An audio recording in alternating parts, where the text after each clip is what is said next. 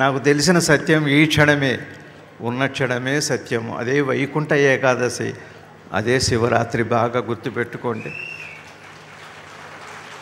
ఒక పాలు మీరు పొలం దున్నేటప్పుడు ఉన్నది శివస్వరూపమే, మీరు లేరు అక్కడ.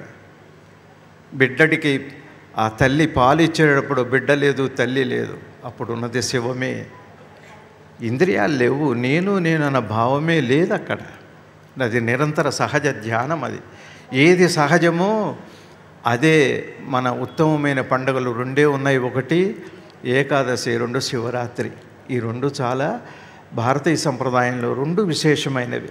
ఈ రెండు సంవత్సరంలో ఎప్పుడూ వస్తున్నాయి. శివరాత్రి ఒకరోజు వస్తుంది, ముక్కోటి ఏకాదశి ఒక రోజు చివరిలో వస్తుంది. ఒకటి ఆరంభంలో ఫిబ్రవరి మాసంలో వస్తే సుమారుగా ఒకటి. అంటే సంవత్సరంలో రెండు పండగలు 2 రోజులు వస్తున్నాయి కాదండి.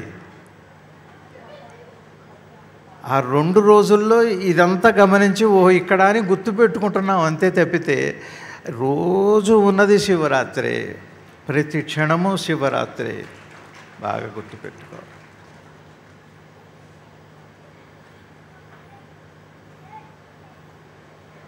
ఒక్కసారి మనం పెద్ద వ్యాపారస్తులం, ధనవంతులం, కోటీశ్వరులం, పెద్ద విద్యావంతులం, పెద్ద పెద్ద స్థాయిల్లో ఉద్యోగస్తులం అయ్యి ఉండవచ్చు.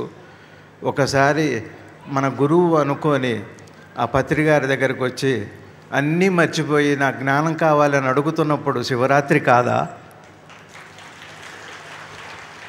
గురువు సన్నిధిలో ఉన్నది శివరాత్రి కాదా? ఏకాదశి కాదా?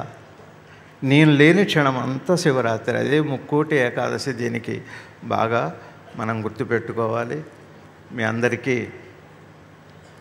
నాకు ఈ అవకాశాన్ని ఇచ్చిన పెద్దలకి, అట్లానే నాకు సంతోషం ఏమనిపించిందంటే మహానుభావులు అయిన పోయినా దాన్ని ఇంకా కూడా అదే ప్రేమతో సొంత పిల్లల్లాగా మీరందరూ ఎక్కడెక్కడి నుంచో వచ్చి, మరి వారి పిల్లలు పత్రిగారి సంతానం, అట్లానే భక్తులు, వారి కుటుంబం పెద్దది, ఇంతమంది ఈ కార్యక్రమాన్ని నిర్విఘ్నంగా ఇంకా కొనసాగిస్తూ ఆకలి నిద్ర అన్నీ మర్చిపోయి ఏ ఉద్దేశంతో, ఏ పరమ ఉద్దేశంతో మీరంతారు ఇక్కడికి వచ్చారు ఈ పవిత్ర దినంలో, అట్లాంటి ఉద్దేశాన్ని నేను చూడటం నాకు తొలి ఏకాదశిలా నాకు అనిపిస్తుంది.